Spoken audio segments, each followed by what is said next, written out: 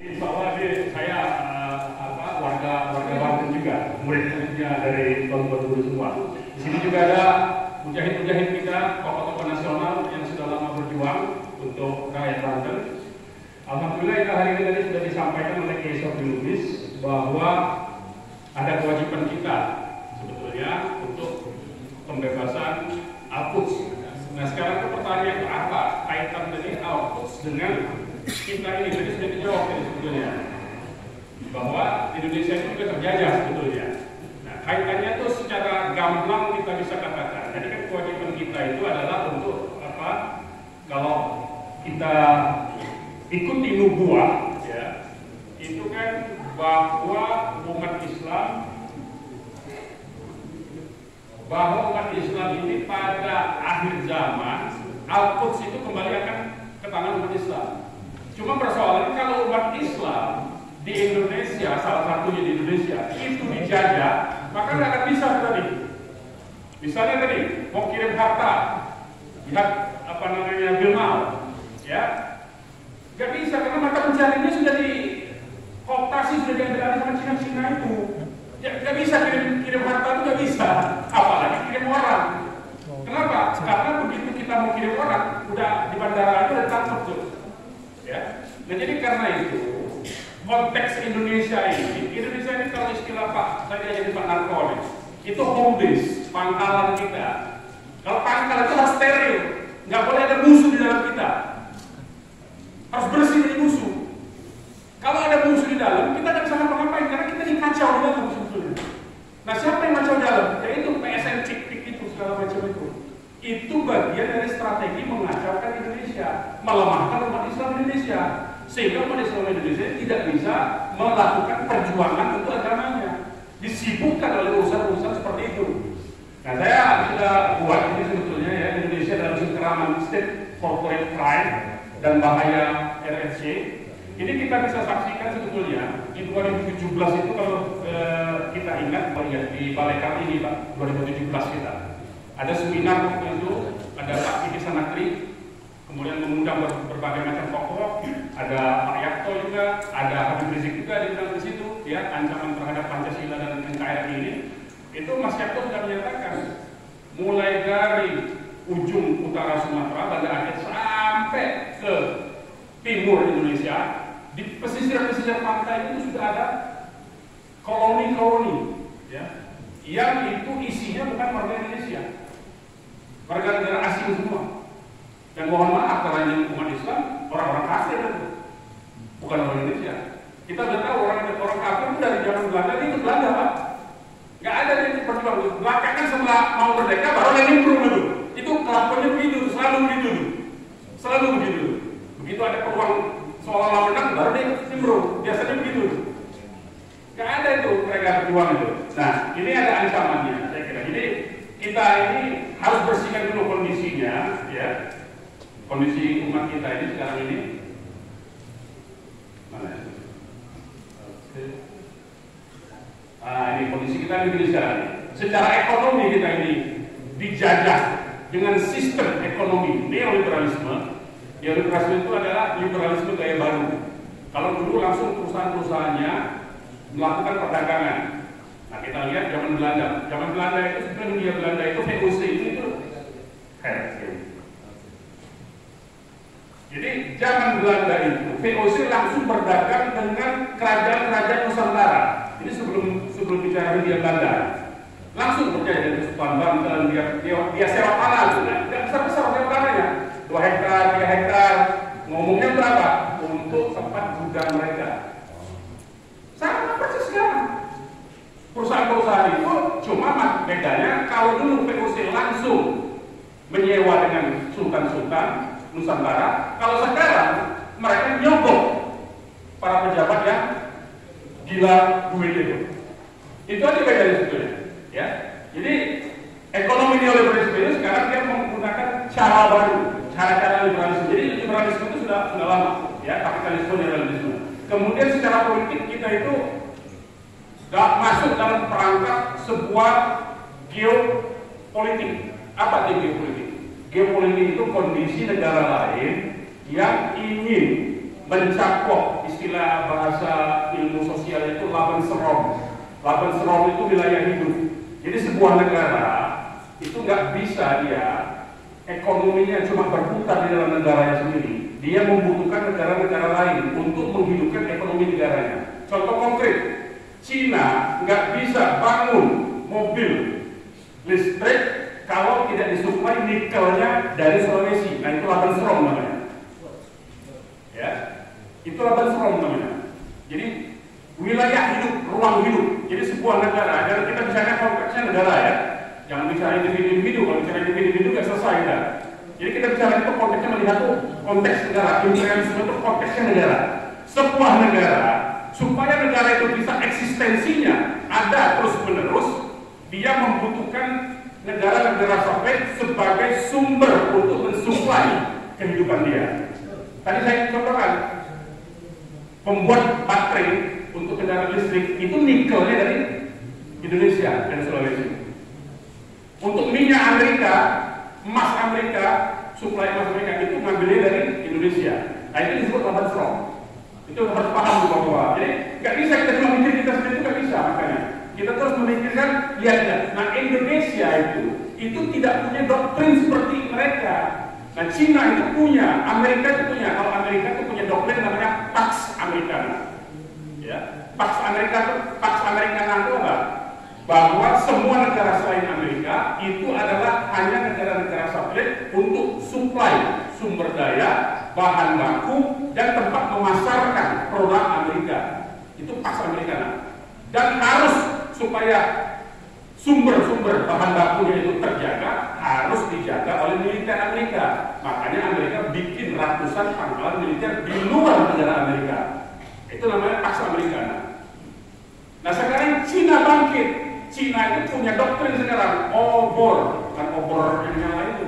Obor itu One Belt One Road atau BRI, Belt and Road Initiative namanya.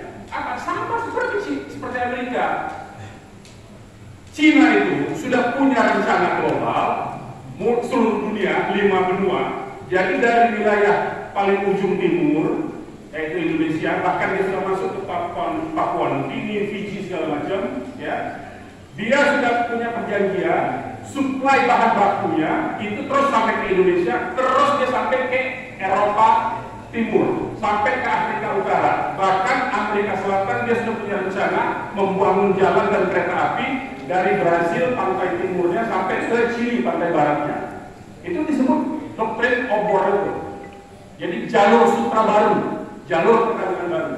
Nah, untuk menopang rencana obor Amerika, geopolitiknya seperti itu, Cina itu sudah membuat pangkalan militer di Natuna Utara.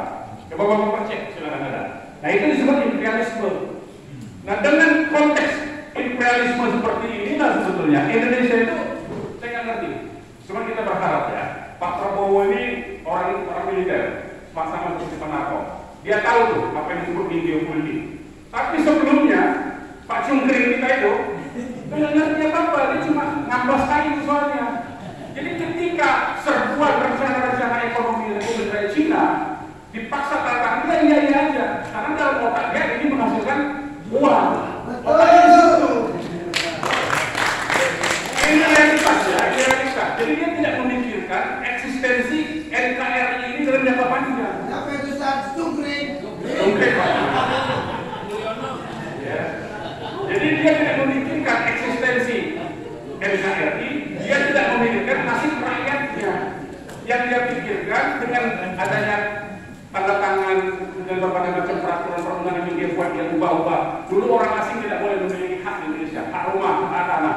Sekarang sejak tahun 2022 melalui peraturan pemerintah dia izinkan Pak, hak guna bangunan boleh dimiliki oleh orang asing.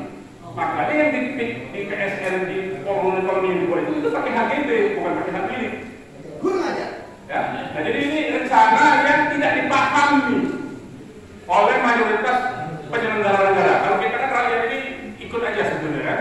Cuma karena penyelenggara negaranya, pejabatnya dan profesi tidak memberi paham kepada rakyatnya, tidak mencerdaskan malah membodohi, maka terjebaklah kita Indonesia dalam konteks politik imperialisme negara lain. Jadi kacau negara lain lah bahasa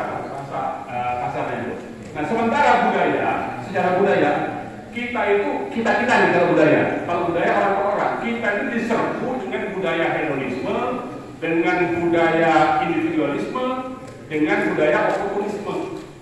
Ya, sehingga kita itu cuma mikirin, dipaksa untuk memikir diri kita sendiri, tidak memikirkan umat kita, dipaksa untuk itu. Inilah yang sebetulnya sedang menjebak Indonesia dari segi ekonomi, dari segi politik, dari segi budaya. Ya, baik. Nah, jadi kalau negara ini dijalankan, diselenggarakan dengan benar sebetulnya, kerangkanya begini. Jadi negara itu, ideologi itu kita bisa disebut doktrinnya. Ya. Doktrin politiknya itu apa? Indonesia ini. Indonesia ini nggak punya doktrin ini. Mau apa itu nggak jelas Indonesia ini. Ya, bukan negara agama, bukan negara sekuler, akhirnya jadi negara bukan. Ya kan dia nggak ngaku. Indonesia bukan negara agama, tapi nggak mau juga jadi negara sekuler, akhirnya negara bukan. Nah, jadi dia nggak punya itu konsep itu nggak punya Indonesia itu. Mau apa itu nggak punya. Ada dalam bentuk tertulis pembukaan Undang-Undang 45 di alinea keempat tujuan bernegara, tapi tidak dijalankan, dilupakan. Mencerdaskan kehidupan bangsa, melindungi segenap tumpah darah, nggak dijalankan. Begitu jadi pejabat dijual semua aset negara ini. Ya, nah ini nggak punya. Jadi kalau yang benar itu sebenarnya dia punya ideologi, punya konsep, punya doktrin. Kemudian itu doktrinnya itu dipaparkan, substansinya diterjemahkan melalui metode melahirkan kebijakan negara di bidang ekonomi, keuangan, industri, kesejahteraan rakyat dan polhukam sebetulnya. Nah ini tidak jalan nih, yang begini, karena dia tidak pakai konsep. Jadi pejabat negara itu tidak punya konsep. Ini asal ada orang ngomong Pak ini ada bisnis, ya oke bisnis kita. Pak ada ini, dia ini, begitu aja sebetulnya. Jadi tidak ada konsep yang langsung gitu, nggak punya roadmap. Ya. Nah kalau ini, ringkas saja saya mau sampaikan begini kira-kira gambaran bagaimana kapitalisme internasional itu bekerja ya, dari modal internasional kemudian masuk ke negara jajahan. Negara jajahan itu dipaksa dan difungsikan melalui berbagai macam perubahan undang-undang dasar sehingga penyelenggara negara itu tidak berani apa-apa. Dia akhirnya menjalankan apa agenda dari negara asing. Itu sebetulnya ya fungsi negara. Ini singkat saja. Jadi kita nggak usah bahas terlalu panjang di sini. Ya, intinya bahwa kita itu cuma dijadikan tempat memasarkan barang bagi negara-negara kapitalis dan modal internasional, perusahaan internasional, ya. Kemudian menyediakan bahan baku, sumber daya alam dan buruh tenaga kerja yang murah. Kalau kita bandingkan sekarang misalnya sama-sama sopir, tapi sopir dari Republik Rakyat Cina gajinya itu 25 juta lah, ditambah misalnya itu. Di Indonesia gajinya cuma 6 juta nggak nyampe kan? Jauh kan? Nah begitu memang dipaksa begitu ya. Jadi kira-kira itu gambarannya. Nah sekarang kondisi kita ini sekarang lebih teknisnya ini yang menguasai Indonesia itu oligarki, bandar politik ya. Jadi semua siapapun calon, baik itu dalam pilpres, dalam pemilu legislatif, dalam pilkada, itu semua ada bandar politiknya. Pasti minjem duit ya. Pasti minjem duit dengan pengusaha-pengusaha itu. Dan astagfirullahnya itu duit yang sumber tempat yang itu bukan dari orang Islam, bukan dari pengusaha Muslim, rata-rata dari orang lain. Jadi kafir, bahkan langsung. Dan itu saya alami soalnya. Saya tahu lah teman-teman saya main begitu. Jadi dia jadi penghubung dengan pemodalnya. Itu prakteknya sudah terjadi. Padahal tingkatnya tingkat bupati, tingkat wali kota, tingkat gubernur. Ya, nah, makanya ketika dia jadi pejabat, nggak mungkin nggak korupsi, nggak mungkin dia nggak balas budi. Nah itu balas politik namanya. Ya, kemudian ada preman-premannya yang seperti terjadi di kawasan PIK 2 itu. Ya, preman-premannya dibayar orang-orang kita juga dibayar, tapi untuk melindungi kepentingan dari si bandar politik ini. Ya, nah ini kondisinya. Jadi sekarang kita ini dikendalikan oleh state corporate crime. Jadi negara kita ini, apa yang dimaksud state corporate crime ini saya pinjam istilahnya Pak Surito ya, senior kita dalam pergerakan ini. Apa itu state corporate crime? State corporate crime ini negara menjalankan agenda dari perusahaan swasta, ya, dan itu pasti menindas rakyat. Tidak mungkin tidak menindas rakyat, ya, pasti menindas. Melalui siapa? Melalui aparat penegak hukumnya, aparat penyelenggara negaranya, maupun melalui berbagai macam sebaran informasi hoax, gitu, ya. Ini berbahaya. Jadi ini sebenarnya makalah saya waktu diskusi soal Renpang, saya langsung saja ke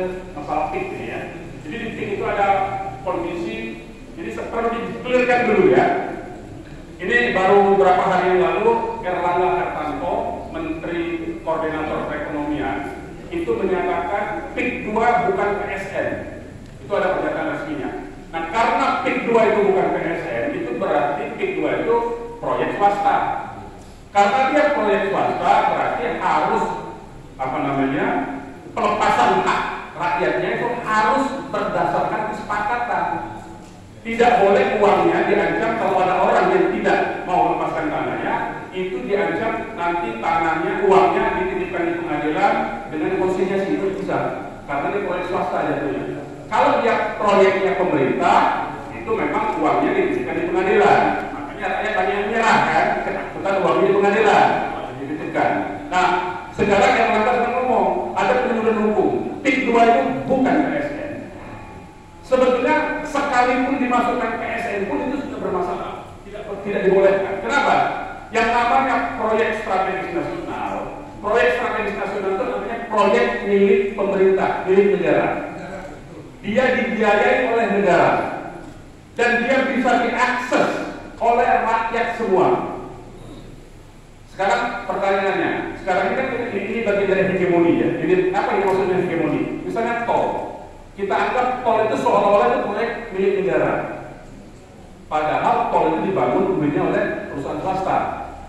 Pertanyaan sekarang, orang yang masuk jalan tol bisa nggak kendaraan roda 2? Nggak bisa, hanya roda 4. Ada orang punya kendaraan roda 4, tapi nggak punya duit, bisa nggak ambil tol? Nggak bisa. Berarti itu swasta, karena hubungannya itu hubungan dagang. Kalau yang disebut PSN itu dibiayai oleh BBM, dia bisa diakses oleh siapapun, tidak mengenal perbedaan seperti tadi. Dan tidak harus bayar, gratis Pak. Warga negara itu semua punya hak untuk mengakses kalau yang disebut dengan proyek strategis nasional. Tapi kalau masuk PIK 2, itu diperiksa, nggak boleh. Kalau bukan penduduk nggak bisa. Kalau bukan penghuni nggak bisa. Kemarin ada TV One, ada video beredar kan? TV One mau masuk, diusir tuh. Berarti kan dia bukan punya negara itu, punya swasta itu. Dan itu bukan proyek negara. Dan jadi itu nggak boleh. Jadi itu ada penyuluhan hukum. Jadi sekalipun dia disebut PSN, tetap tidak boleh. Apalagi sudah dikatakan oleh Erlangga, dia PIK itu bukan PSN. Jadi jangan lagi disebut PSN PIK 2, bukan. PIK 2, PSN, PSN. PSN yang mana yang PSN? PSN itu dalam peraturan Menteri Perekonomian itu disebutnya proyek ekoturism, pariwisata saja, bukan pemukiman, pariwisata. Jadi negara, nah salahnya di mana? Jadi sekalipun PSN dia tetap salah. Salahnya di mana? Itu hutan mangrove. Hutan mangrove itu punya negara, punya rakyat, tapi diberikan ke swasta untuk mengolahnya. Sah nggak? Nggak sah. Berarti itu dapat gratis dia. Rampok paling maling itu. Kalau maling itu diam-diam, ini rampok rampokan ya.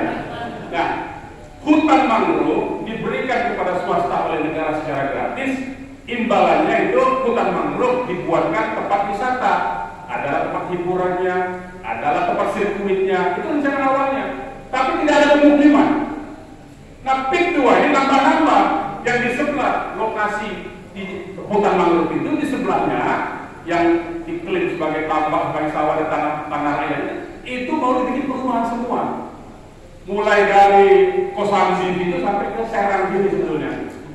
Itu bukan lagi proyek strategis, itu pemukiman, itu koloni namanya. Dan isinya bukan orang Indonesia, itu yang menjadi masalah.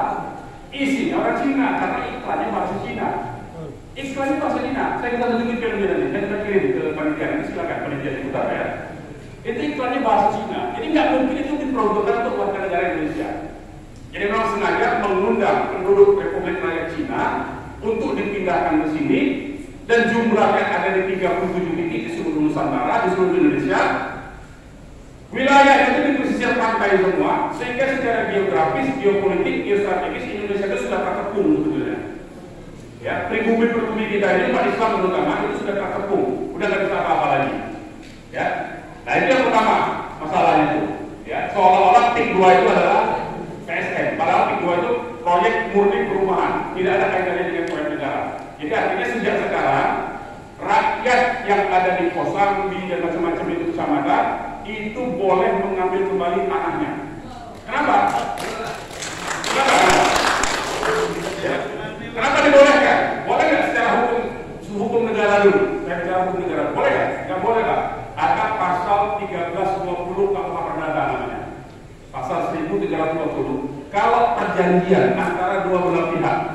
saling bersepakat, artinya ada keterpaksaan, maka perjanjian itu batal demi hukum. Takbir. Ya. Artinya apa? Kalau rakyat yang selama ini terpaksa ditakut-takuti bahwa ini PSN, kalau tidak terima ganti rugi akan dipaksa oleh pengadilan, itu berarti kan tidak sah. Dia tidak ridho, berarti itu batal demi hukum. Berarti dia boleh mengambil kembali ke tangannya. Lebihnya saya jelas, ya anguslah, salah sendiri. Ya, ini uang itu saya kembaliin, salah sendiri ya, dia menipu kok. Dia rakyat jangan ditakut-takuti lagi untuk mengembalikan uang itu. Ambil aja uangnya, udah sah tuh. Tangan dia kembali, uangnya kembali. Apalagi secara syariat Islam. Jadi kayak ada, kalau tidak ridho dalam jual beli, menyembunyikan informasi, ada cacat barang, batal dan jual beli, kan haram dalam kategorinya. Nah, jadi makanya secara hukum negara maupun secara hukum syariat sah rakyat di Kosambi, di macam-macam kecamatan yang ada di sana, sampai sekarang itu mengambil kembali tanahnya. Itu harus dilakukan. Ya. Jangan takut sama rakyat, ambil lagi itu tanahnya. Benar itu, supaya rakyat itu kita lagi takutkan karena tidak ada hukum kan, ditipu-tipu kan, tipu begini dan tipu begini. Udah ambil lagi, itu haknya mereka. Yang sudah diurus itu ambil lagi aja. Patokin lagi, semua tanah itu suruh patok lagi rakyat. Ya, terutama oleh pemuda-pemuda, oleh penjahit-penjahit, oleh laskar-laskar itu patok kembali seluruh rakyat yang punya tanah. Jangan takut, itu tanahnya mereka soalnya. Karena apa? Karena mereka, rakyat itu dipaksa karena sudah diinformasikan lewat informasi hoax itu, seolah-olah itu adalah PSN ya. Itu tidak boleh ya. Kemudian ada pemalsuan dokumen. Pemalsuan dokumennya di mana? Yaitu lurah kohort yang bikin sertifikat di laut itu. Itu pasti dokumennya patut diduga kuat itu dokumen palsu.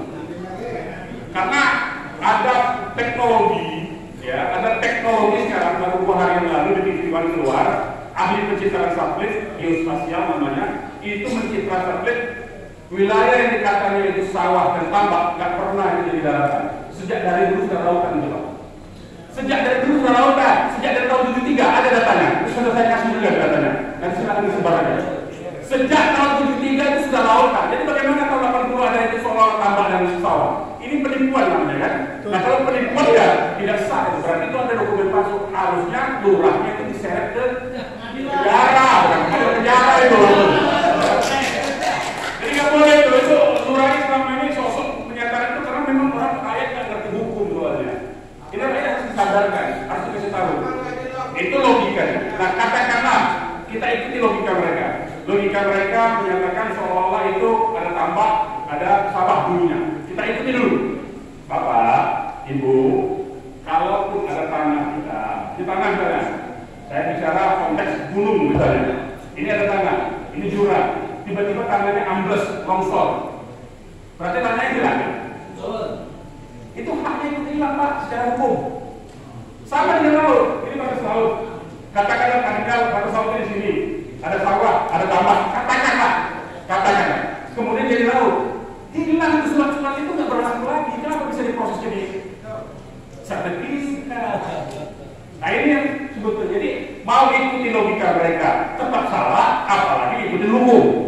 Secara logika mereka saja bersalah. Jadi tanah yang sudah kehilangan itu otomatis haknya hilang. Suratnya menjadi tidak berlaku. Apalagi memang tidak ada tanahnya. Berarti dia bikin surat palsu kan? Nah berarti itu pidana itu. Misalnya polisi itu mengusut itu.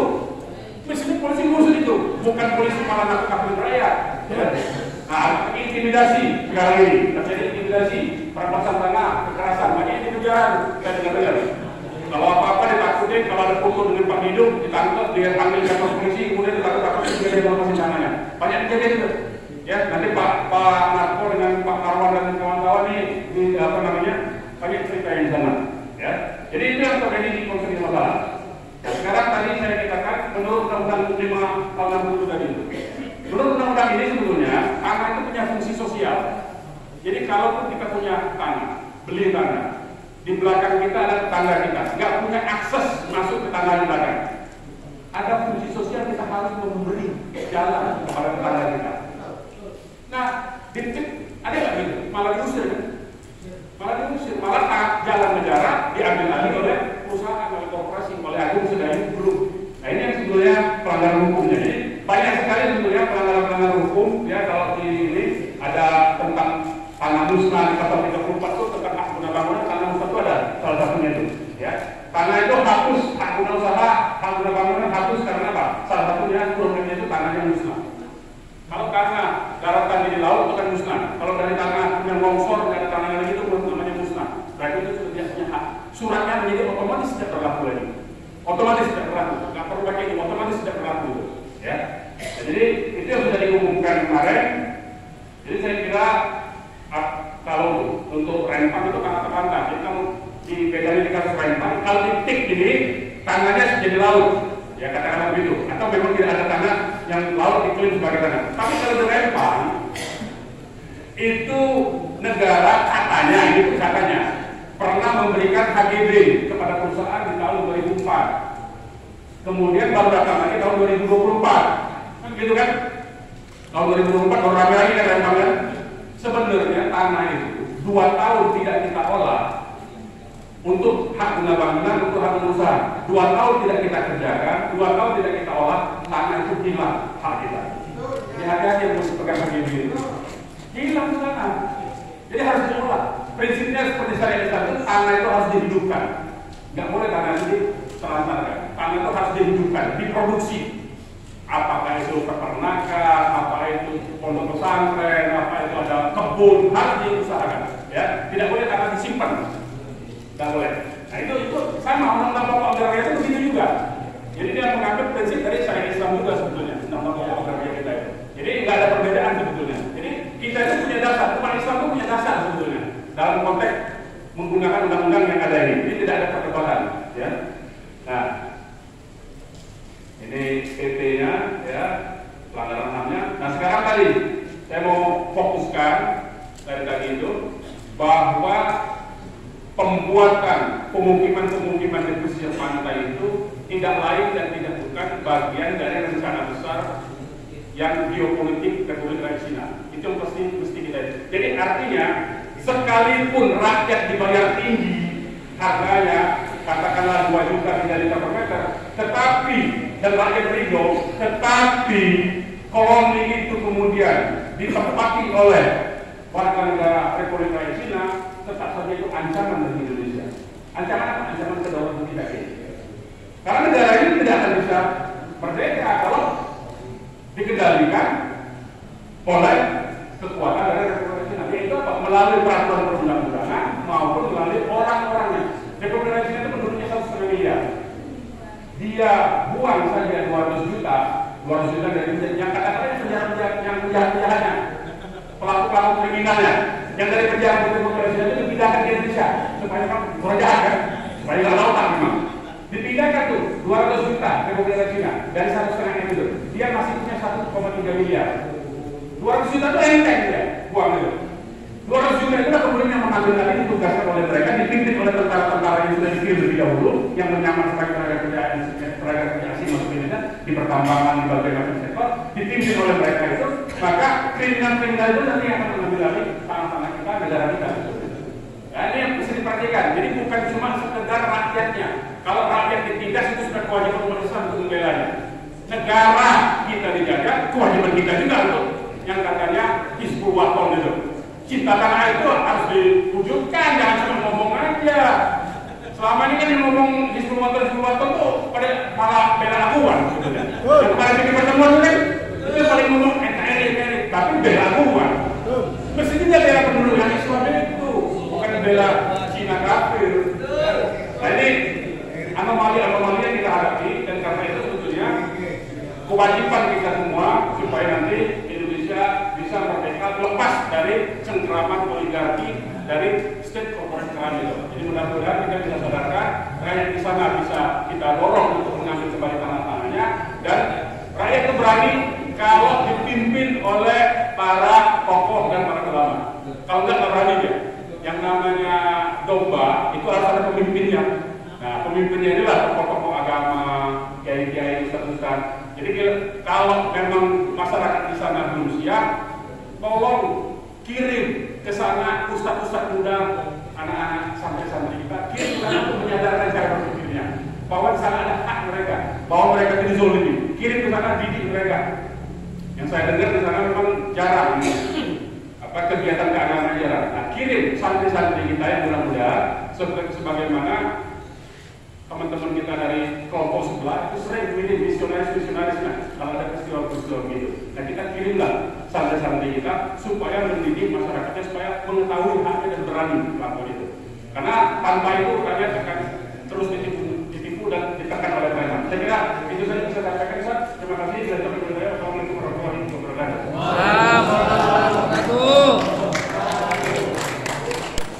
Alhamdulillah, jazakallah.